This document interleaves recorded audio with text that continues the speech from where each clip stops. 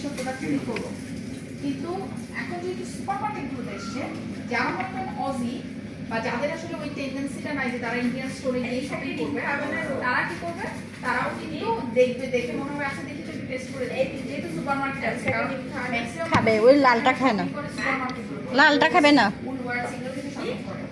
লালটা খায় না, কুসুম খায় না। ট্রাই করার জন্য দিলেও তখন দেখা যাবে যে ওই যে মার্কেটটা ক্যাপচার হয়ে যাবে, যে তখন আস্তে আস্তে যখন ভালো লাগবে তখন ডিমান্ড করবে, তখন তখন যেটা হয় দেখা যাবে সুপার মার্কেটের প্রাইস বেড়ে যায়। একটা দিলে হলো। বাট হ্যাঁ এরকমই আর কি প্রাইসিং রেখেছে। হ্যাঁ ও খায় না। তো এখন একটা বিষয় আছে, আমি যেটা বুঝি তুই একটা নে, আমার একটা দিলে আমি এলিসারে সাদাটা খাওয়াবো।